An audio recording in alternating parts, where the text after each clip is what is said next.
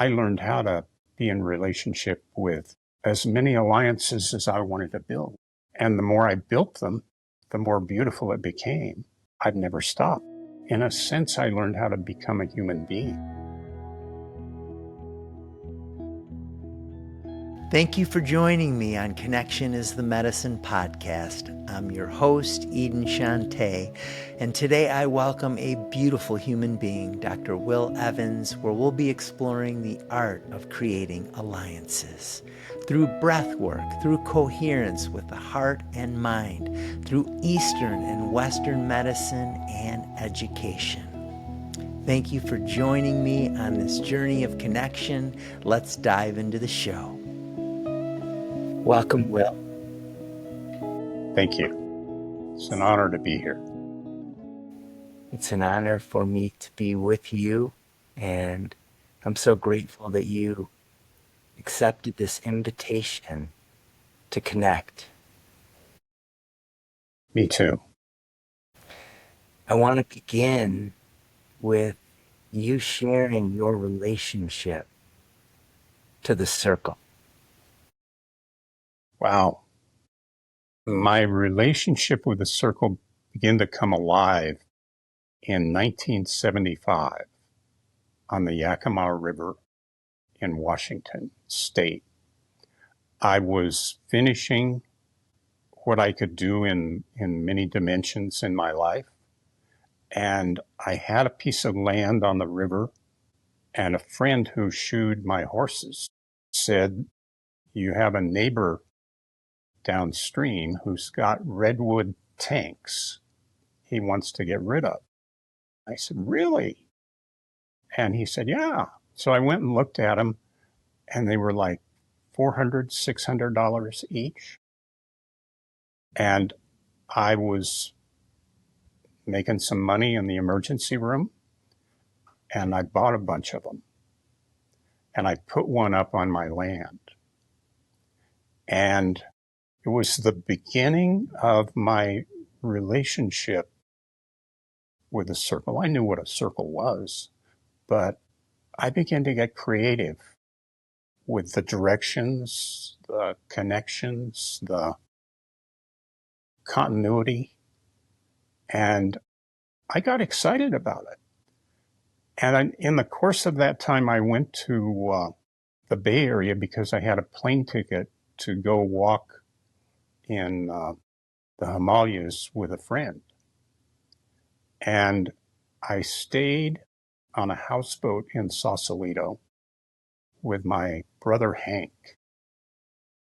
And he said, I don't know that you need to go because Tibet's come here." So we had a few days to decide and talked, and I told him about my barrel. 16 feet high and 16 feet in diameter. And he listened and he said, "I think you need to meet the internal medicine doc at the end of the houseboat." And I said, "Sure."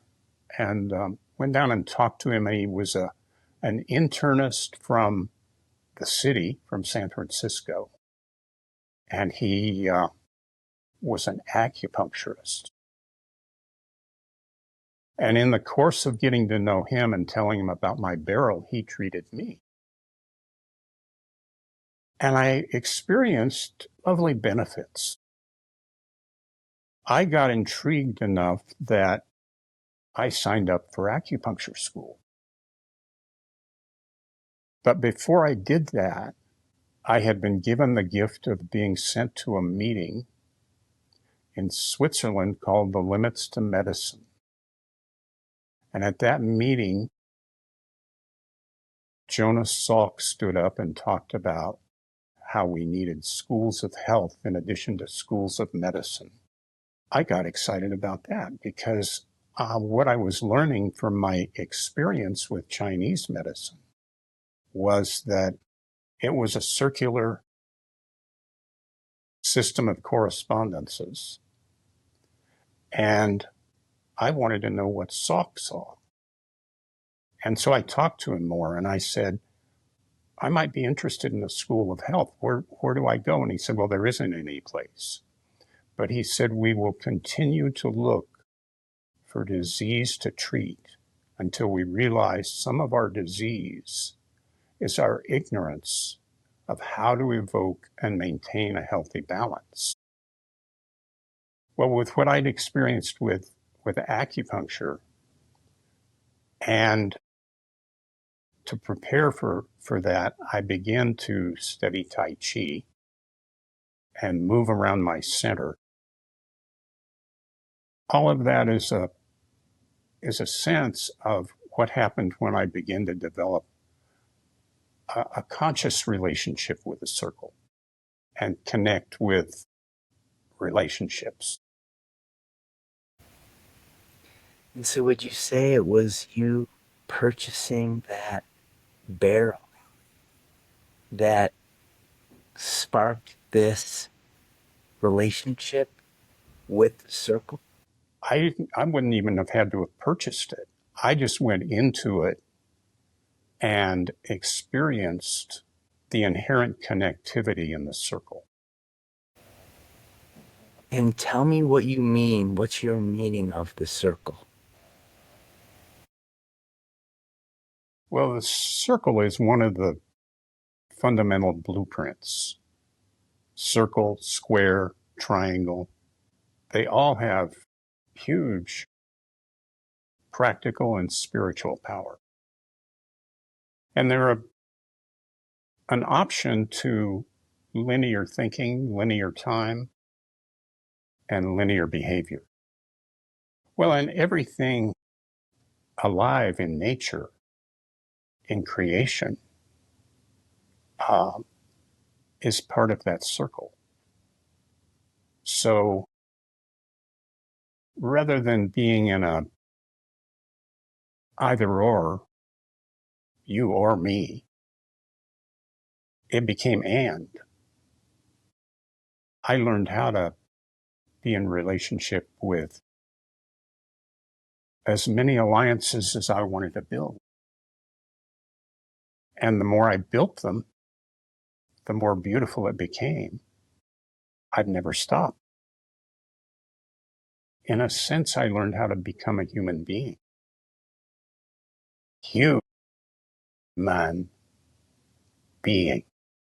Hu implies light, the intangible, spiritual. Man, manufacture, manifest, make material world. Amazing things you've got. Cameras, lights, music. But the key is the balance with my hue and my man. Hue being light. Hue is a shade of light, the intangible. And then what about the being component of the hue man being? My life up to that point had been doing and having, but it was the beginning of my learning to be. And being became a doorway to awareness. Can you tell me more about that? Well, it's a third choice. I knew how to work hard. I knew how to do. I was easily caught up in having, accumulating, but I had to find being, and I had to find my balance with being, because just touching a plant could be such a beautiful, ecstatic experience that the doing and the having shifted, and my connection became more from a place of being. And it became possible to cooperate from a place of being rather than domination. I could begin to build alliances. Relationships. Yeah, but an alliance is a mutually beneficial exchange. based in cooperation. So we live in a world of domination, but much of the world doesn't operate according to that paradigm. Much of the world is a cooperative exchange with mutual respect and the freedom to have that choice makes growing old being fun. So at the time that you had this shift from doing to being, you were well into your practice of emergency medicine? Yeah, I'd actually finished what I needed to do. So I was ripe to go listen to Jonas Salk. And I went and studied some Chinese medicine. Then I had a hospital in Denver ask me to build a program for them. And I completed what I needed to do there. And I've continued to be very attentive to what Salk said to me, that I would look for disease to treat until I realized some of the pathology included my ignorance of how to evoke and maintain a healthy balance. Can you share that with me again and shed more hue on that? More light? So you're mentioning the words your ignorance in relationship to the pathology that you're exploring in others. Western medicine is built on pathology. Pathology is the science of what's gone wrong from the cellular to the macular level.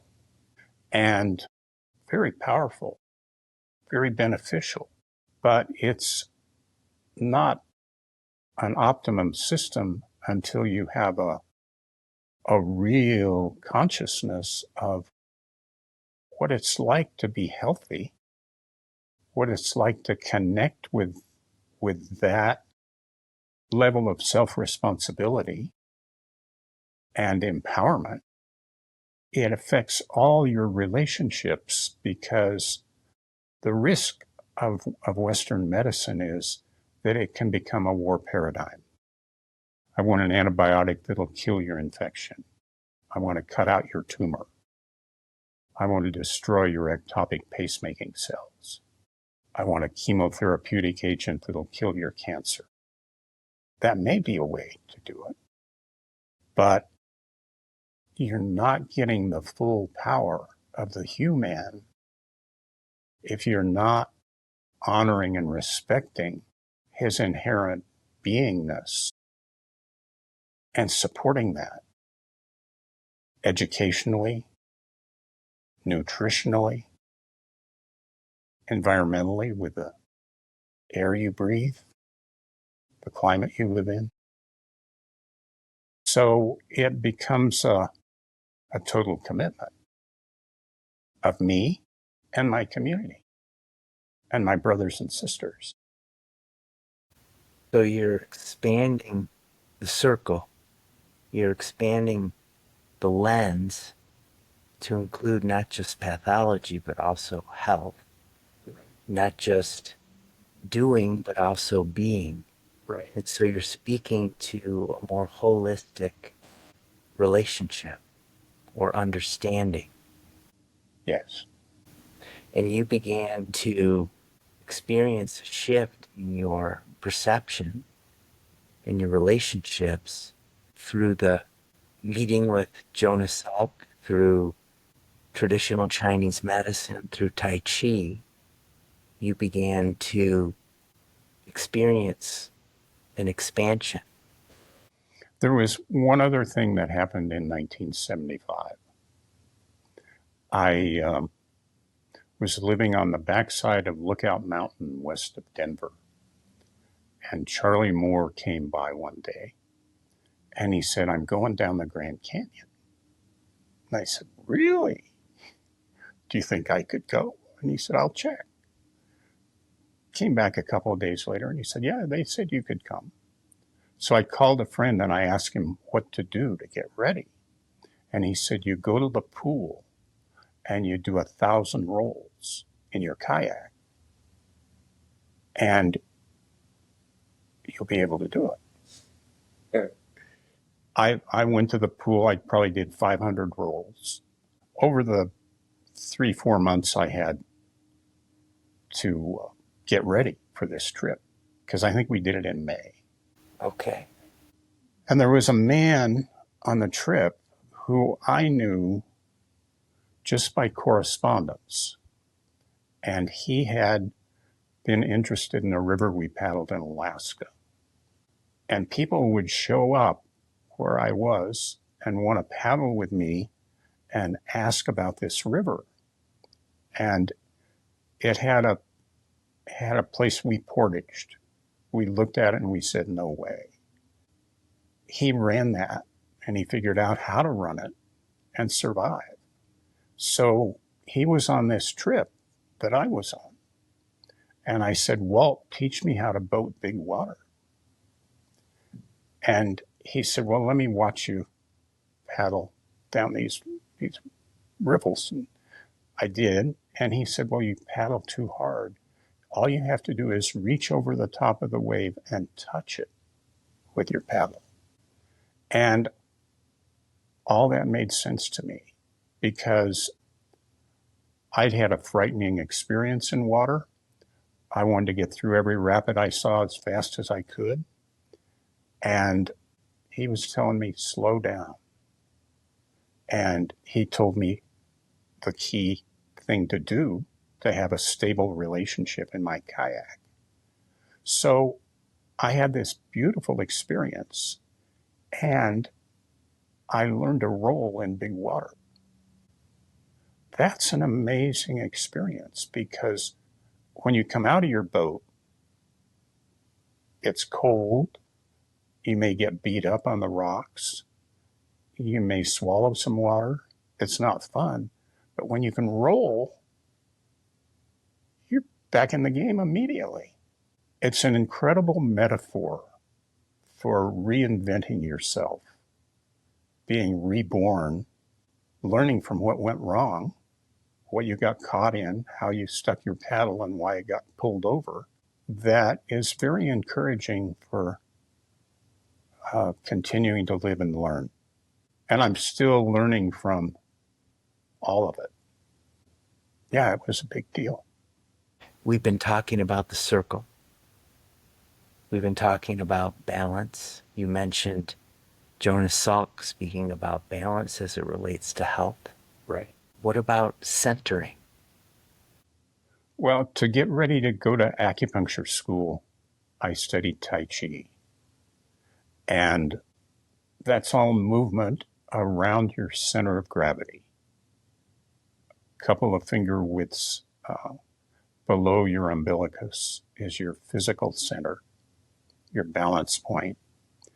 And that's good to have in your awareness, because we live in a very mind-based culture. And my training had been very mind-based. As a result of studying Chinese medicine, I was told my heart's my supreme controller. That was great fun. And it was a good balance to connect up my head, my heart, my Hara, my Dantian, my center of gravity, and my hands, and work in the world. And that's deeply rooted in our culture, because the fundamentals of 4-H. Tell me more about that, 4-H. 4-H is what all the kids here in Carbondale did before tourists started to come. You know, they lived on ranches and farms and had gardens in the backyard if they lived in town. Maybe had an animal they learned to take care of. 4-H is head, heart, hands, and health. Head, heart, hands, and health. Yes. So it doesn't have to be esoteric at all. So what was that like for you in your life, joining those parts? Because I'm working on that. I mean, I'm working on coming into my body, coming into my heart, the sensual part of being as opposed to the intellectual. So tell me what it was like for you to begin to join these different aspects of yourself, your head, your heart, your center, and your hands. It's not was, it's is. It's me. I'm alive, still learning. So what is it like for you? Oh, it's being alive. It's a joy. Do you have to have an intention to live from that more connected space to the different aspects of your being? Because it seems like our culture, there's a gravitational pull in a lot of us towards living from the head. So how can we open up this heart and connect with our center, that so that when we're doing in the world, we're connected with this being? What can you share about how we can bring what you're experiencing now into our lives? Well, one way I would talk about it is build on Chinese medicine. The heart is the number one meridian, emerging from my armpit, descending down the extensor surface of my arm and forearm to my little finger. The number one point of the number one meridian is called the utmost source. What comes back is small bowel, second meridian, and it runs from your little finger to up here to a point called the listening palace. And the man I studied acupuncture with was in love with the spiritual names and meanings of all the points. Do you know how to do an Aikido roll? I know how to do a jujitsu roll. Well, I think they're similar. And tell me how you do it. Do you roll down the extensor surface of your arm? I haven't done this for many years, but disperse some of the energy with the appendages so that I can then make it onto my back with less force. The way I would describe an Aikido roll is that this is alive. And if it's filled out with aliveness and power, it creates an arc that I can follow, because when it touches the ground, I roll over it and can come back up on my feet. When I learned to do it, we would do Aikido rolls around the park. So the heart is the supreme controller. The heart protector brings in what we need, but we can get needs and wants confused. And we can take in so much that if we don't eliminate it and say no, we will become engorged and round and overweight. But if we know how to say yes, come on in, and no, we know what to pass on, send down to the colon and eliminate physically, and not be caught up in doing and having to the point where it pulls us off balance. So this small bowel is the sorter that enables me to encounter life and relationships and say yes or no. I have enough. I don't need more. Or I do need that. Or I think that might be really helpful. Tell me how you awaken that, Will. When do you know when to say yes or no? What's informing that for you? I think it has a lot to do with awareness. It's multidimensional. Some of it's sensory. You I know I've had enough water to drink so far today. Or I don't. I need more. I'm dry. Food. I know how much is enough. And relationships that are not nourishing, that are toxic, I don't seek out. Relationships that are nourishing, that I learn from, that feed my balance, feed my soul, I'm hungry for those. And I learn a lot in communication, talking to people. I learn a lot just feeling someone come into a room. And so those become the basis of my behavior and my uh, sense, because as you get older, you don't need as much. You need to give away and get rid of the stuff in the garage. I want to know more about living from this place of connection, living from this place of head, heart, and center. Did you say Dantian? Well, Dantian, Hara Hara. is another name for your center of gravity. And living from a place of health. Every step is either toward health or away from it. How can I bring more heart and more center, more Hara into my life? So many of us in this day and age don't have a big connection to our heart. Right. That's the way I was raised. And have no clue about the Hara, let alone the heart. Right. Yeah, no, I was disconnected from my heart somewhere in the educational process. Boys don't have feelings. Boys don't cry. I think a big step for me happened in acupuncture. My professor was this 4+ character. Every lecture was the most beautiful, most important point of the whole system. He was an amazing character. I want to know more about this relationship between the head, the heart, and the body, and how more of us can live from that place. I think this is a very important understanding that you've been living. I think a, a important way I learned about it is in uh, communication, because that's the way humans interact a lot. We we communicate verbally, non-verbally.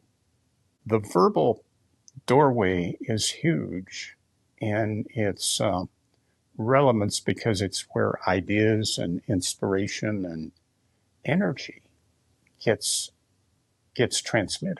And if I get excited about something, um, you can tell it's in my voice. Talking circles are a beautiful way for people to experience that. However, we're trained to be competitive. So I've been in situations where people are paralyzed by a question I'll ask them. And at first, I didn't know how to deal with that.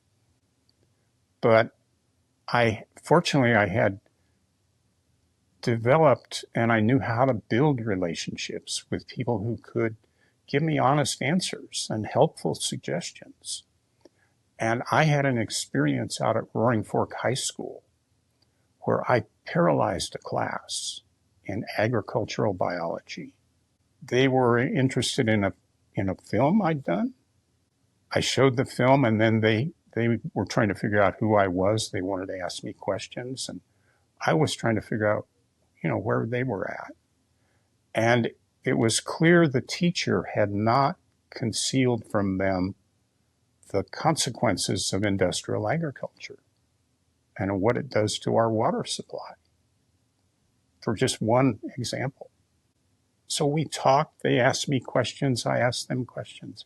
Finally, I blurted out a question at them. I said, how many of you think humanity's going to make it? The room went silent. Nobody said a word. Nobody looked at their phone. Their eyes just glazed over. Mercifully, the bell rang and they ran out. And I told the teacher I wanted to come for 2 days. So we talked a little bit. And I came home and I called a Haida history keeper. Now, the Haida are indigenous people on the west coast of British Columbia and Alaska. And I said, Calvinson, I'm in trouble. I asked this question, what do I do? And he was running with me right from the beginning. He said, tell him this is not the first time humanity's faced a calamity. It's happened many times before. And when he was 4 years old, his grandfather took him to the old men, and they became his teachers. And so they told him the story of their people to back before the last ice age. And he said, people who cooperate are more likely to survive. Second class, I walked in, I said, I didn't know what to say. You guys didn't know what to say. I needed help. And I realized I needed help because I didn't grow up with a living world story. I didn't grow up knowing what you do. But Woody said his people's experience is you figure out how to cooperate, how to connect, and hold it together and stay alive. And that's how you survive. I said that to the students, and all of a sudden they engaged with me, and there was a little acknowledgement, and I could see them wake up. They were coming alive. But I warned them, I said, easy to say cooperation. People say it all the time, cooperate, but not easy to do in our culture. Because if you're going to cooperate, you have to make a commitment with everything you've got. Your head, your heart, your body, your center of gravity, your full intention. They didn't teach me that. They taught me how to compete and disconnect from my heart. Why do you think they did that? And a kid on my right said, so you'd be obedient and follow orders. So I connected these kids up with their hearts. And then this was agricultural biology. So then we went out into the greenhouse and I had them connect with a plant that they'd worked with, that they'd maybe planted or that they were watering and taking care of. I said, connect with that plant, acknowledge it, give it a right to be. Give it a right to be. Yeah. Extend to it the right to be. And then be aware of your breath, that you're in exchange with that plant. That plant's sending you oxygen and you're sending it carbon dioxide, and you need each other. And you're a circle. We went on like that for a while, and I said, these plants aren't confused. They know who they are. And they do it with all their life force. And a lot of them knew Brooke and sustainable settings. And I told them a story about the first time I met Brooke. I said to Brooke, what's the biggest barrier to sustainability? And he said, knowing who you are. Because if you know who you are, you'll make different decisions. So I said to the kids, this plant knows who it is. It's full on being a carrot or a tomato. It can be an alliance for you in remembering who you are and why you're here. Because we're all different. And they did that. We went back in. Over half the kids had hope and a sense of some kind of potential purpose from the class before, where they were immobilized and paralyzed by my question. That's really beautiful. It still excites me to remember it. It was really a magical experience. So, would you say that you source a lot from nature then, in your relationship to nature in terms of it helping us inform who we are? I am a child of Source. So Source feeds me On all levels. on all levels, spiritual, physical, and I have great respect for Source. It's terrible what we do to Source, in my mind. And that's the ignorance that that teacher was sharing with you. Was Right. that what Salk said? Sure. That it's our ignorance that keeps us from that health and that balance. And that relationship, that connection. Because if I know I'm a child of Source, I'm direct lineage, I'm connected. I have a ferocious guardianship. Alliance. Yeah. Building alliances. Consciously and deliberately building alliances based in cooperation. An alliance is a mutually beneficial exchange. I don't have to love you, I don't have to like you, I don't have to agree with you philosophically. All it has to do is be equitable, equal, and mutually beneficial for us to be in conversation, be in the circle together. There's a lot of despondency. There's a lot of fear. There's a lot of anger with what's happening in the world right now. A lot of people don't know what to do about what they're hearing, seeing take place in the world. Understandably. So, with what you just shared, this creating of alliances from a place of connection to our full being in terms of creating mutually beneficial exchanges. What I've learned in my life is this concept of letting go of what I can't control and trying not to let what I can't control hurt me by my worry about what I can't control. And using this awareness that you're speaking about right now in my own life, in the circles within which I touch and interface with. I know that if I feel like I've got to heal the whole, that can be a difficult undertaking.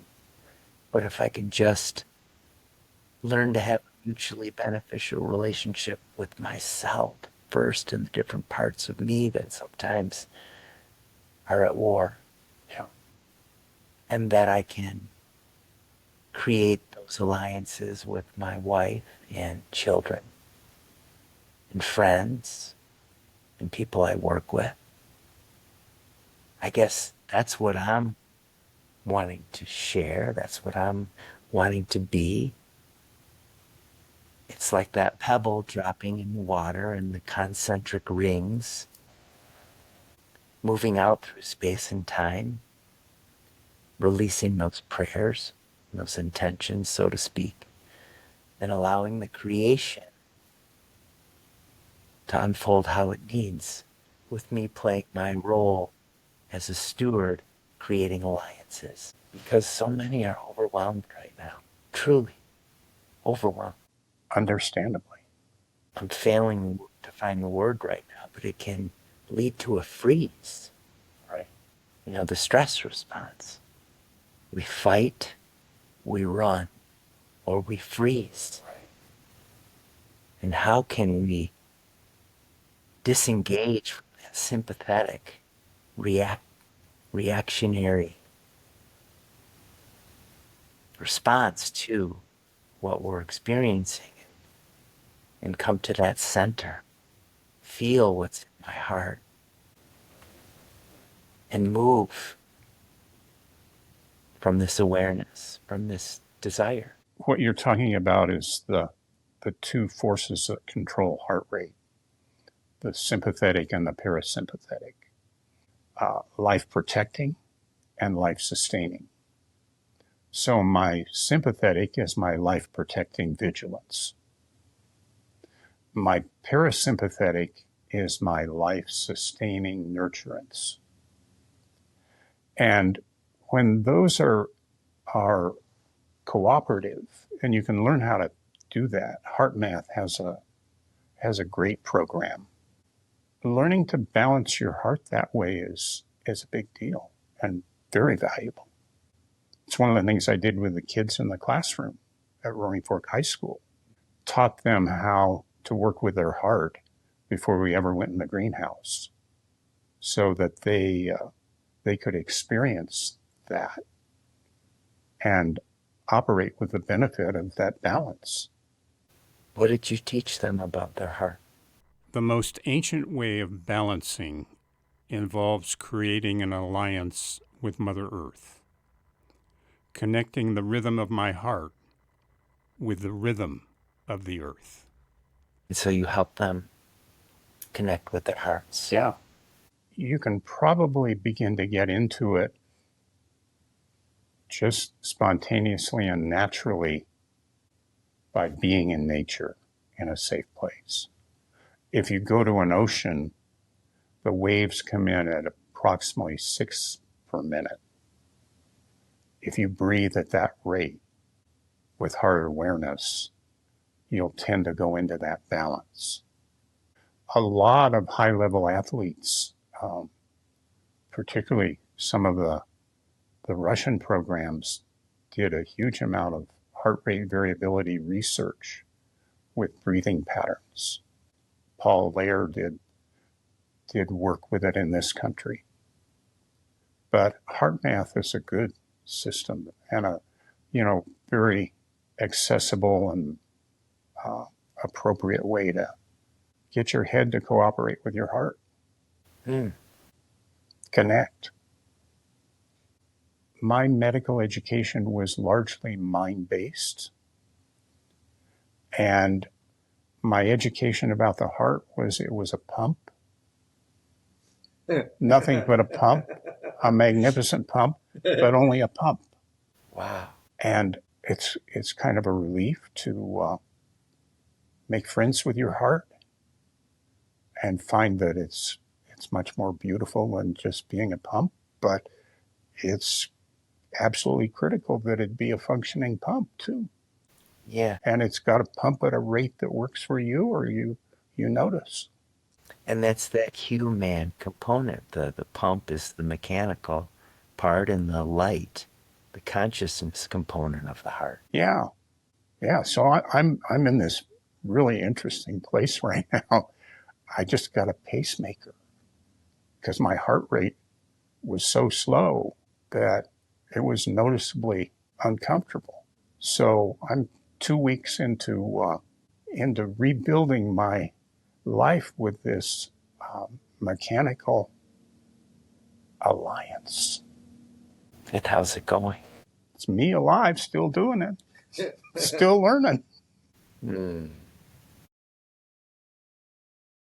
really touched on some beautiful concepts today that are really helpful. Well, thank you. I've enjoyed talking with you. I really appreciate the alliance piece. Yeah. I mean, that just speaks so beautifully to an intention of how we can meet not just people, but the natural world, in terms of coming from a place of wanting to co-create mutually beneficial alliances. I'll read you something. Look to create alliances. Many of our relationships are based on domination. Alliances, however, are deliberately and consciously created relationships based in cooperation. In an alliance, no party seeks to dominate the other. The parties are equal, and the explicit goal is mutual benefit. An important fact about an alliance is it's not necessary to love or even like the other party or to agree with them philosophically. The only thing necessary is that the relationship be equitable and mutually beneficial through cooperation. Where's that from? That's from a teacher of mine who wrote a book on business relationships based in indigenous wisdom. It felt to me that it had an indigenous wisdom root. It does. Are there any other thoughts that arise that you want to share as we move to close this beautiful conversation? I think the only thing I would say is that it's right here. We're really blessed to be here. In form. Yeah. As children of Source. Yes. Thank you, Will. Thank you, Ethan. I'm so grateful that we got to sit and talk. And in the future, I want to pay it forward by coming on your radio show. I look forward to that. When you see a time, let me know. And share with me what you want to tell us. I look forward to that. Me too. Blessing. Blessings. Thank you. Thank you. Thank you for joining me on Connection is the Medicine. This podcast is sponsored by the Connection is the Medicine Foundation, a nonprofit dedicated to co-creating connection to self, community, nature, and spirit. I hope this conversation inspires you to connect with deeper meaning and purpose in your life. To learn more about our offerings at True Nature in Carbondale, Colorado, and Loma Sagrada in Nosara, Costa Rica, please visit connectionisthemedicine.com. Blessings on your day, and I look forward to visiting with you again soon.